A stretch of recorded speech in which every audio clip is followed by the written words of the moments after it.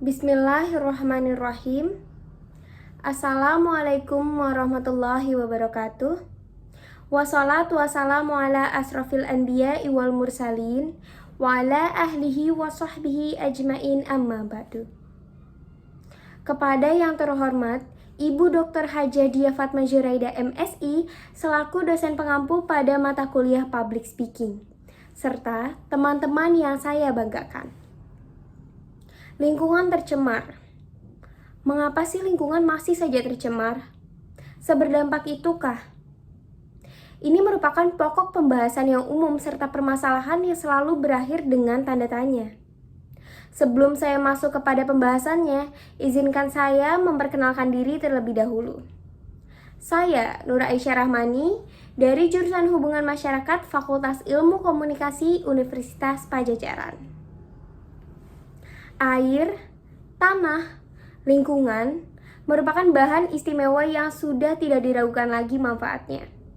Jangankan manfaatnya, air itu sendiri sudah kita gunakan sebagai manusia dari kita kecil hingga kita dewasa.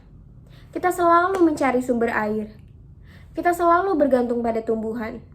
Tanpa kita sadari kita bergantung pada lingkungan. Mungkin tidak semua dari kita menyadari sepenting apa lingkungan tersebut. Namun saat air yang tersedia habis atau kita sedang dilanda oleh musim kemarau ataupun lingkungan yang tersedia tidak lagi suportif, masyarakat termasuk kita baru menyadari bahwa kita tidak dapat hidup tanpa lingkungan yang baik. Memang bukan hal yang aneh lagi jika kita kekurangan air saat musim kemarau, walaupun itu sangat berbanding terbalik pada musim penghujan. Air mulai menggenang di mana-mana, mengganggu kegiatan masyarakat, merusak rumah-rumah warga, bahkan gedung-gedung. Lantas, apakah air tersebut bersih? Jawabannya adalah tidak. Bahkan sudah tercemar oleh kotoran-kotoran. Ini yang menjadi masalah pertama, bahwasanya air yang berasal dari alam tidak dapat kembali menyatu dengan alam. Lantas apa yang menjadi penyebab air yang berasal dari alam tidak dapat diserap dengan sempurna oleh tanah? Jawabannya adalah sampah. Memang bukan hal yang asing lagi tentang keberadaan sampah. Bahkan keberadaan sampah itu sendiri bukan murni menjadi kesalahan manusia. Karena segala jenis barang, segala jenis makanan sudah dikemas sedemikian rupa dan pasti ada sisanya. Namun, sampah yang berlebihan, dibuang sembarangan, serta beredar di mana-mana tentu adalah kesalahan manusia. Rumah tangga masyarakat menyumbangkan sedikitnya 48% dari sampah se-Indonesia. Sampah Indonesia pada tahun 2019 berkisar 66-67 juta ton sampah, yang mana itu lebih besar daripada tahun-tahun sebelumnya. Tahun sebelumnya, sampah Indonesia hanya berkisar 64 juta ton sampah. Lalu, apa hubungannya sampah dengan lingkungan? Ini berhubungan dengan masalah ketiga, yaitu kurang berjalannya pemisahan golongan sampah, sehingga sulitnya pengolahan dan penguraian sampah tersebut yang mengganggu segala sesuatu termasuk saluran air. Sampah digolongkan menjadi beberapa golongan, anorganik, organik, dan lain sebagainya, yang mana tidak semua dari masyarakat luas mengetahui golongan sampah tersebut, bukan? Lalu, apakah golongan sampah menjadi organik dan anorganik merupakan hal yang tepat untuk membuat masyarakat memisahkan sampah yang akan mereka buang? Ini masuk pada masalah ketiga, yaitu tong sampah yang kurang konsisten, baik dalam segi kuantitas atau jumlah, serta fungsinya.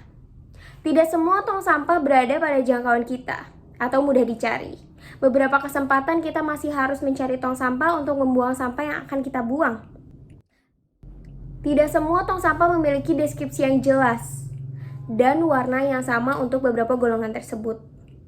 Bahkan banyak tong sampah yang masih hanya menyatukan segala jenis sampah. Bicara tentang organik dan anorganik, sampah yang dapat diurai dan kembali ke alam adalah sampah organik. Sedangkan sampah yang perlu ditindaklanjutkan dengan penguraian tertentu adalah sampah anorganik. Namun muncullah sugesti bahwa sampah anorganik, katakan saja sampah plastik, dapat didaur ulang. Hal ini memang benar adanya, bahwa sampah anorganik seperti plastik dapat didaur ulang. Namun, tidak semua dari masyarakat luas mengetahui cara yang tepat untuk mendaur ulang sampah plastik. Bahkan hal ini justru membuat masyarakat luas makin tenang untuk menggunakan sampah plastik dalam jumlah yang besar, karena mereka berpikir bahwa sampah plastik dapat didaur ulang dengan mudah.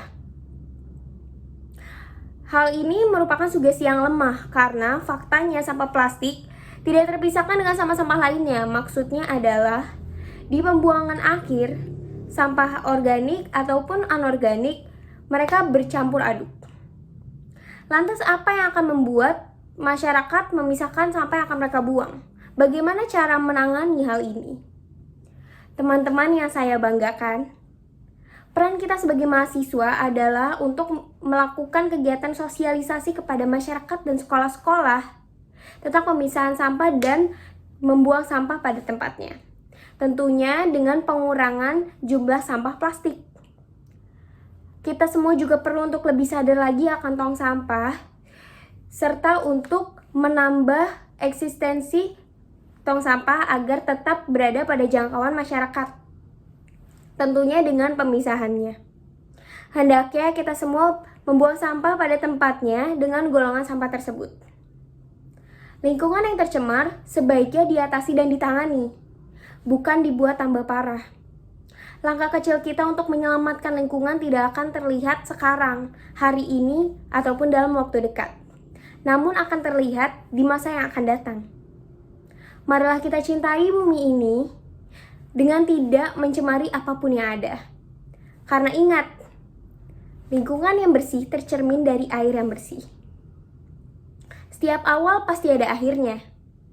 Begitu pula dengan pidato saya yang baru saja usai.